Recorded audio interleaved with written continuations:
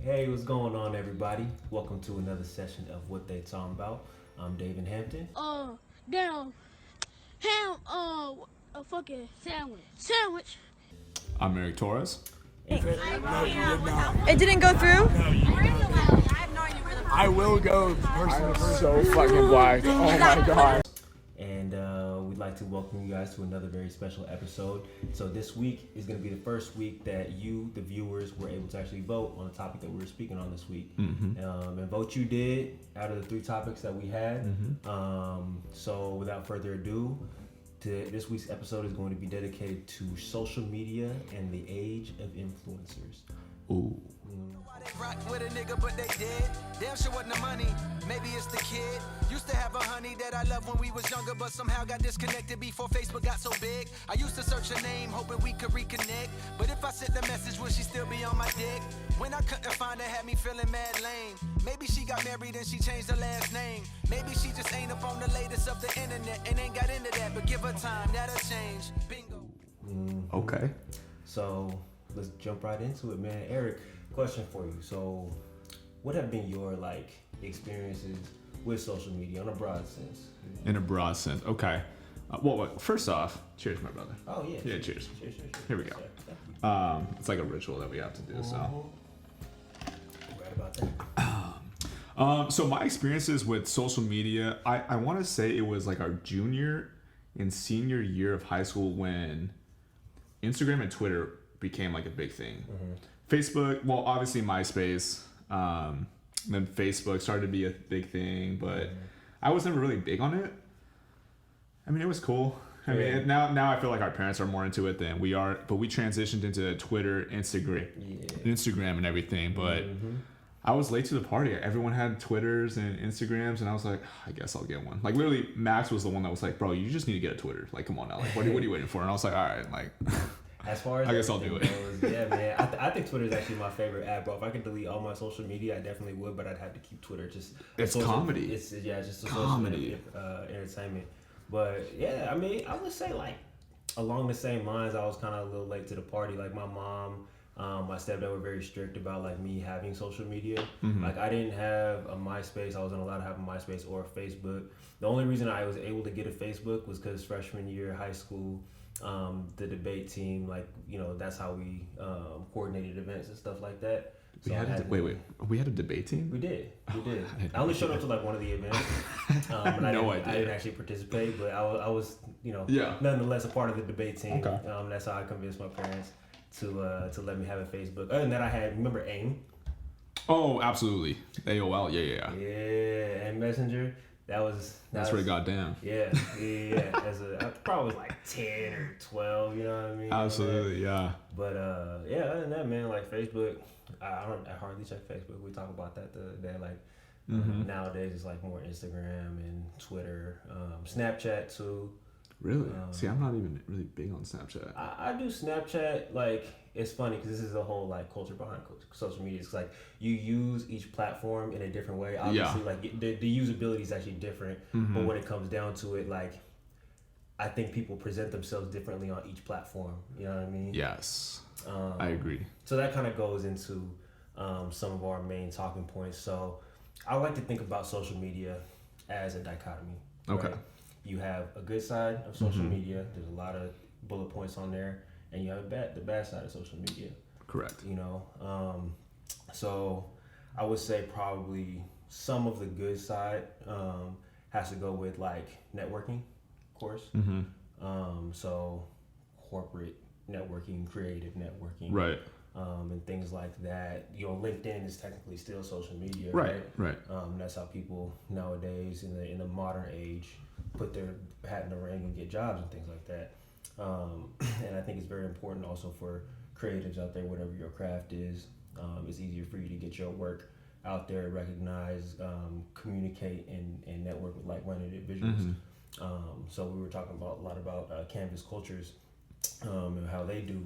Yeah, if you haven't checked out Canvas Cultures, shout out Canvas Cultures because their artwork is phenomenal. Right, and how they do it, they yeah, artists on the internet or what have you, kind of basically contract out to them to have their pieces of artwork, put up on on the website and get put on canvases, posters, a bunch of different things like that. And that would be a great way if I was artistically talented in that sense, like to get my work out there.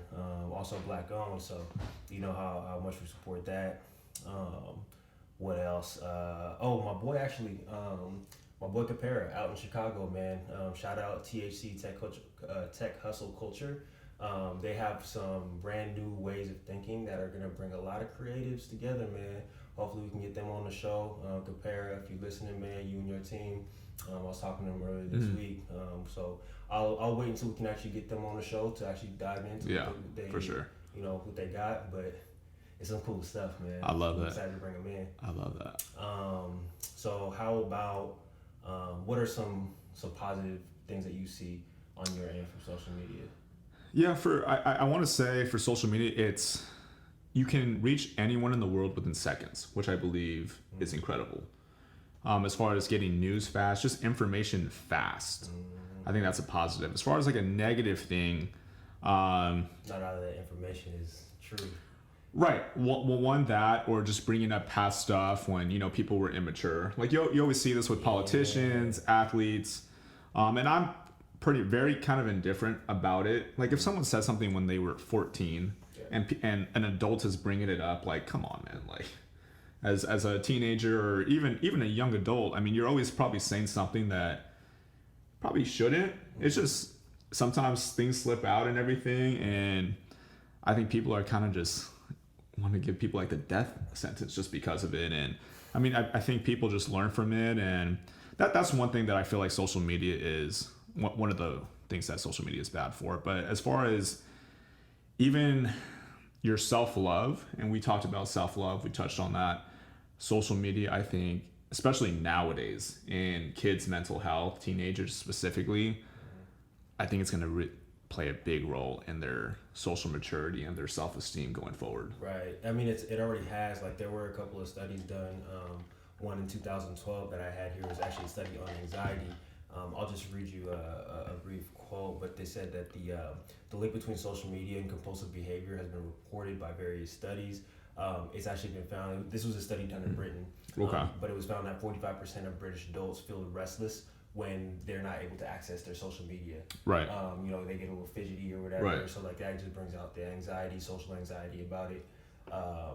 And kind of we were talking about like the image and perception of how you need to live your life or how you need to look kind of thing. That's a big role in how you were saying like the mental game that social media kind of comes in, especially when you're brought into a world like that is very revolving around social media. Like when we were kids, like we said, like there was social media, but it wasn't to the extent of as not even close. You know what I mean? We weren't as invested into it as we all are now.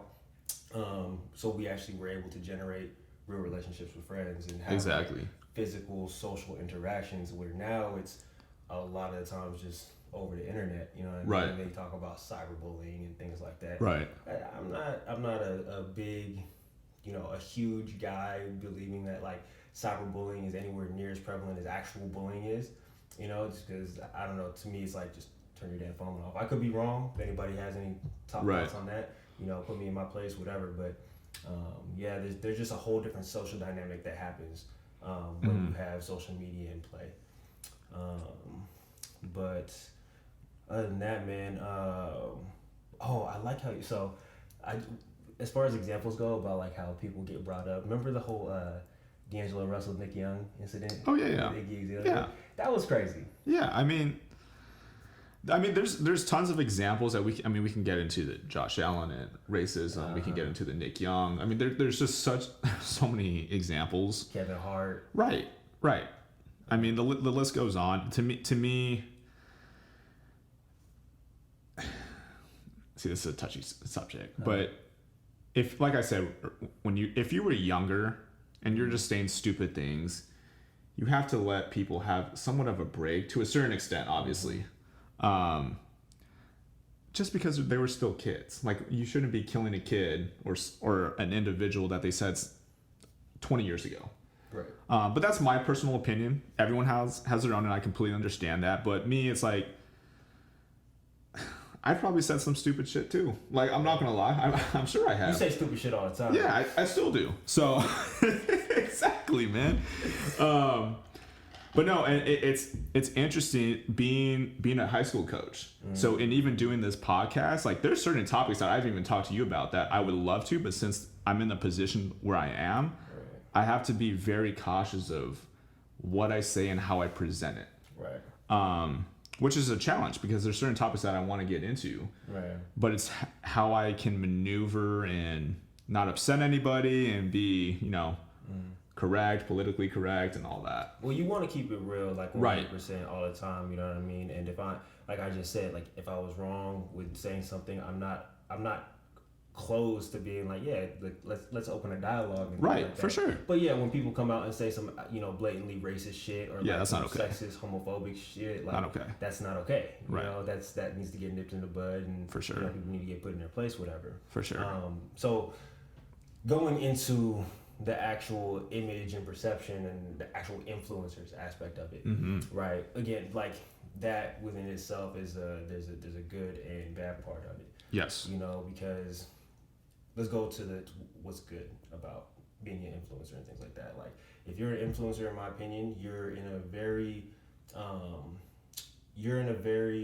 volatile position as far as how you're about to make your money and your brand.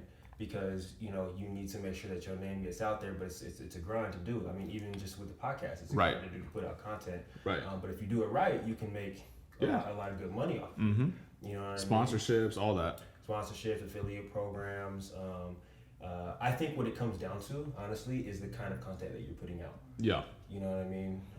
There's a lot of fitness influencers out there which I think is amazing because if there's anything that COVID has shown us is that there's a lot of people out there who are very, don't take their health as seriously as they should. Right. I got a couple of people who started their own brands, their own fitness brands, who are coaching people online to be able to work out from the comfortability of their own home. From home, yeah. Which is dope. And having unique workouts, yeah. Yeah. It's for sure a challenge, but I think it's a good thing. Yeah, it's a good thing. Definitely. Now the caveat to that is when people get so wrapped up in the image of some influencers and how the influencers present, their lifestyle. Sometimes you get a warped perception of reality. You know what Absolutely. I mean? I would love to touch on that subject. Oh, please, brother. Please. So don't get me wrong. I think, especially influencers, them, going to new places, traveling. There's certain places that, like, for example, Tulum, like the jungle gym that I told you about that I want to go to. I would have had no idea without probably like influencers or seeing stuff on Instagram. But with that being said, I feel for the average person, it's like you said, it's not reality to a certain extent. And I feel like that social media is kind of changing relationships in this new generation. Because now, like, let's say 20 or 50 years ago, if you went on a vacation with your significant other, like on a grand vacation, oh, that's like something special. Like that, they could afford it. It was fun. It was easy. Nowadays, I feel like people expect that within the relationship when not everyone has the means to do it. Mm-hmm. And I think that's going to affect relationships going forward and even right now. And I actually was listening to a podcast and they were kind of talking about that, like the effects of social media. So it was kind of a funny topic that we kind of are talking about it as well. But I think it's going to cause a lot of problems just because, well, if you can't take me to, Europe, well, this guy can, so I'm going to pick that guy, even though you're probably the better choice. Right. What do you think about that? There's a lot of content as far as how social media feeds into relationships, also both good and bad. Right. Honestly, you hear all the time about people getting caught cheating off social media, or even just I know girlfriends who are very like, let me see your phone. Why you liking that girl's pictures? Blah, blah, blah. You don't know that girl. Why you liking her pictures and things like that. Yeah. And I've never personally been in that position, but that seems like a very shitty situation to be in because I personally don't follow a lot of influencers. If there's influencers, it's a lot of health kind of people. but like I don't really follow like like bikini models or whatever. Yeah. Like that. Not no hate. It's just like, why am I gonna follow you just to look at some ass on my phone? You know what I mean? That's, to me, that's like, it kind of desensitizes you a little bit. You know what I'm saying? Like, I'm just scrolling through ass all day, ass all day, ass all day. All right, now some basketball, ass all day, ass all day. You know what I mean? But yeah, man, it's like the potential for social media to have on a certain relationship, especially if there are insecurities within that relationship, For sure. can definitely bring those For sure. bring those out. You know what I mean? You know, it's so funny, actually. One of our mutual friends, whenever he would get with somebody, he would always be like, yeah, I couldn't like this girl's picture because, obviously I have a chick now and everything. And he's like, but I take a mental note. I don't like it, but I take mental notes. I'm just like, the fuck. I think it's so funny, bro. I'm gonna go ahead and bookmark. I'm not gonna like it. I'm gonna bookmark it though. Exactly. That's hella funny. That's hella funny. Yeah. Hey man, and along that line, okay, say so. We're guys, obviously. And, right. There are affinities that we do tend to have, right? Now, also a negative effect is seeing, again, going along with the reality versus perception and everything like that, is a lot of people on Instagram are just fake. Like, it's either Photoshop or they have like fake, whether it be breast implants or they get their ass done, whatever the hell, lips done, all that. Yeah, so I think that has a lot of effect on both men and women. Mm-hmm. I've talked to girls about this topic before, and a lot of the girls who are close to me say that it's kind of like, I don't know, sometimes, depending on how secure of a person you are, right, you can look at it and be like, damn, I want a tummy tuck, or damn, like, that's kind of like, I can tell that's fake, that's weird, right. Like what Kendrick say in Humble, show me something real, like some ass with some stretch marks, you know what I mean?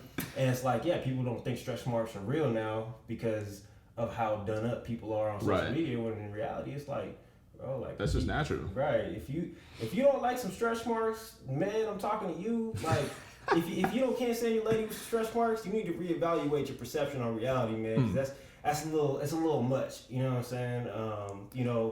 If you want your girl or your partner to be fit or whatever, right? But don't just think just because she has a couple of imperfections, I guess you could even say, if that even makes sense, imperfections that don't match up with what you see on social media every day. Don't think that she's any less, you gonna love her any less, or you should love her any less, or give her shit for it, because that's just fucked up. Like, I don't get that. You know what I mean? And I'm not even, like, me personally, I'm not even attracted to people that get work done. I mean, I'm very like a simple guy. I don't, like I told you, I don't even like when women really wear too much makeup. The more natural, the better. Yeah. Because that's just like the real you. Yeah. That's me. And I think it comes back to deeper issues and personal insecurities that maybe they had when they were kids, or even like they're in their friend group. So I think that there's probably a much deeper issue.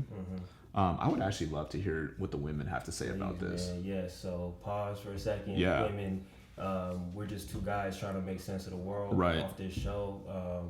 And for this specific example, we'd love to hear your opinion on all this, because again, we only have one side of the coin.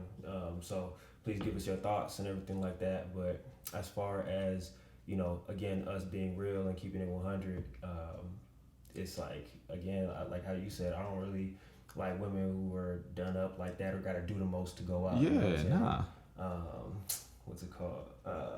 What Drake say? Sweatpants, hair tied, chilling with no makeup on. That's when you the prettiest. I hope that you don't take it wrong. Yeah, but that's true, and I feel like 75% of guys, I'm sure there's that 25 that love all that, but I'm gonna say a majority of men rather have you literally in the most basic things and just be comfortable. Yeah.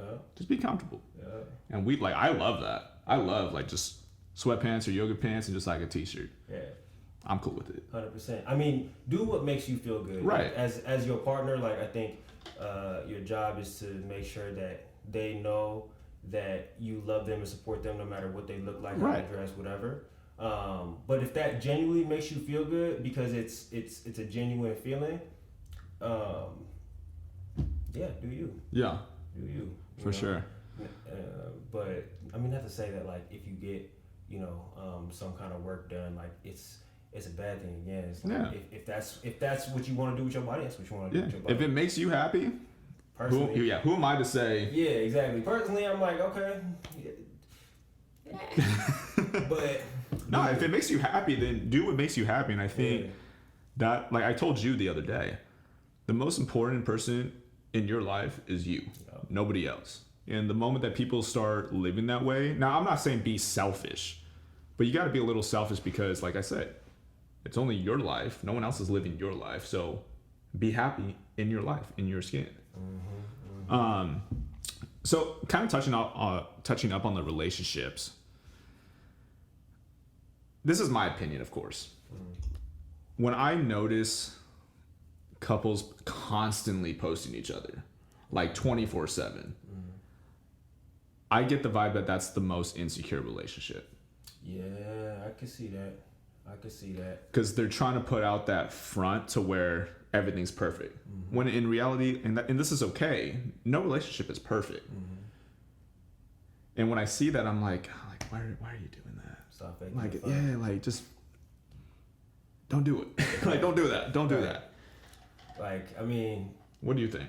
Well, if you have a significant other, like posting them, obviously in this day and age, it's important. Yeah, it's important. Yeah. You know what I mean? Like, yeah, I'm gonna show my girl off, my guy off, whatever it is. But like how you said, when it's like that's their entire page, it's like you're getting a little much, man. And I'm not even trying to be salty because I'm single. That's just what it is. Like it's a lot. Yeah, it's a lot. Like I know you're not out here all happy, good. Like especially if I know you've been in a relationship for a solid 3-4 years. It's like y'all have had some turmoil. Like I know you. You probably a little shaky. So you don't gotta fake the fun. You ain't gotta lie to kick it. Right. It's just Instagram. It's just social media. Relax. Right. That don't gotta be your life. But I actually wanted to talk about going back to the whole ability to make money thing. Yes. I think that probably is my favorite part about social media, other than the connections. Yes. Is how you can reinvent yourself. Again, you got to be careful because how you invent yourself and how you put your content out can affect, one, your perception to other people, but also how people perceive themselves. Right? Yes. But there was I think Nipsey, he was doing a autograph signing, and there was this one dude. His name was Don Israel, and he was kind of like a church rapper kind of thing, and he went in like super fanboyed out, like I listen to you every day, all this kind of stuff. I could probably find a video somewhere and show you, but he gave him his few bars or whatever, dap Nip up, and Nip was all supportive, and he was like, yeah man, shout out your Instagram, all this kind of stuff to the camera. And homeboy said he had a Facebook, and he was like, you don't got Twitter, Instagram? And he goes, Nip, I'm trying, man, and he goes, what you mean you trying? It's free, nigga. Like, you know what I mean? Like, yeah, just fucking sign up. That's it. Takes 5 minutes. Right, exactly. So 5 minutes, sign up, and then after that, create your craft, put out your content, whatever, and then you have the ability to make your money and make your ends on there. Right. So I think that's a very cool way how, especially millennials and people who are even older than us, because there are people who have their professional businesses that they now bolster with social media. Right. But now people who want to use social media as kind of like, all right, this is how I'm gonna get my name out there, how I'm gonna get my craft out there. That's a very cool ability of social media to do that. To do that, right. And especially in this age, like one of our favorite content creators is Drewski. I mean, that man came from literally no one knew who he was until he started making just these comedy videos, and they're just so spot on. If you haven't seen Drewski videos, please do. You won't be disappointed. Yeah, man. But now he's like chilling with Drake, chills with OBJ, and now he's making tons of money just because of just simple content. Right. So I think, especially in this day and age, your creativity this is perfect. If you're creative, make content because someone's gonna like it, and you may get compensated for it. Yeah, exactly. And again, it's he's just a funny ass dude, right? Yeah, no, for sure. But his comedy reaches people because it's relatable. And 100%. what did we say when we first kind of started this podcast was we want to touch on the things that, connect us more than separate us. And sure. One of those big things is comedy, and Drewski took advantage of that. And a lot of people who do skits and things like that on social media. Some of my favorite guys are RDC World, the one who does the Jermaine Cole. He does like all the LeBron like, in the finals videos and stuff like that. Like it's funny because you understand that and you relate to it. You know what I mean?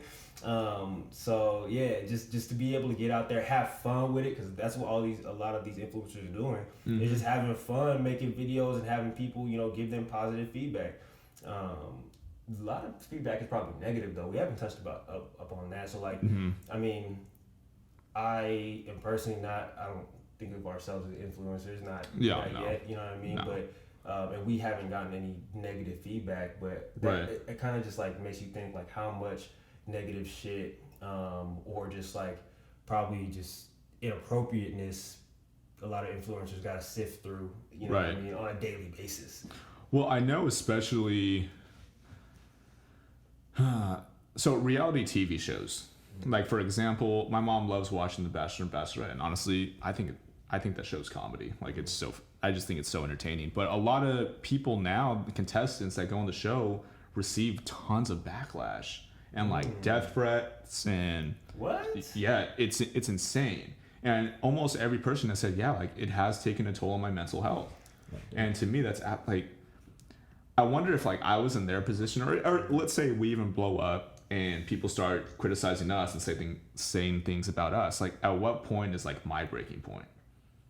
Yeah. Like that's I'm curious about that. That's the whole mental anxiety part of it, right? Is like, there's a difference between having a personal social media and like living for the likes on that, because like what are you actually getting from that? Right. An affirmation from your friends, family, and like people who you may not even met yet. Right. To where like, okay, you're trying to create a brand now, and now this is going to be something that I'm hoping to eat off of. How am I going to sift through the not getting likes or even getting negative comments and things like that? Because that's two different ball games right there, right? To where one, it's kind of like you can get through that if you really wanted to. Just delete your shit. To where it's one, like, this is my craft, this is what I really want to do. Like, shit, like, I really hope people like what I'm putting out. At the end of the day, what I think it comes down to is, as long as I'm moving forward, as long as people are liking my content, I'm doing a good job. Right. I gotta keep grinding, keep hustling, and making sure that, that I'm putting out content that's growing and developing. Right. We gotta continue to evolve with your craft, right? But yeah, man, I think that's there's a whole psychological aspect to that we could get into if we had a little bit more time. But for sure. But yeah, man, what else we got? I think that's it, man. Yeah. I think that's it. That's pretty much. So yeah, man. I mean, as far as advice that I would like to give people with social media, my main thing that I really try not to do is wake up and turn my phone on and flip Instagram on. I do it from time to time, but I'm trying to get better at that, because again, that's not. It's like you wake up and you jump into something that's not reality. No, how about you wake up, you take some deep breaths, you stretch, you thank God or whoever it is you pray to, or just thank the universe for giving you, another breath of life that morning. You get your day started, and then maybe when you're on your lunch break or whatever, at the end of the day, you check your social media or whatever. But that's just me. Obviously we're all flawed or whatever. We all have our tendencies to do things. I'm not telling you how to live your life, but that just seems like a more healthy alternative than just to live in social media and vicariously through influencers. Yeah, I think you have a great point there. I think if you're feeling some type of way or feeling down, I think you should definitely take just a week off of social media. I think that's my advice. Just to kind of decompress. And like you said, social media is not reality. You can post like the most happiest caption and you look so happy, when inside that person could be literally living in an internal hell. And I've had friends that tell me that. You remember, like, I remember one of my friends, she was like, yeah, I remember when I posted that picture, like I was going through it. And like I had no idea. And I was like, well, damn, like, that kind of put things into perspective. Like, you can post whatever you want, but you have no idea what someone is going through. Right. So I really just, if we're giving advice, if you're ever feeling some type of way or just kind of need to get away from the world, I think the number one thing is probably getting off social media for a week and just decompressing, taking a deep breath. Yep. Just coming back to reality, man. Just level yourself out, figure it out, and then when you want to get back to it, like do that. Just don't live through it. For sure. I mean? Like use social media, don't let it use you at the end of the day. Right.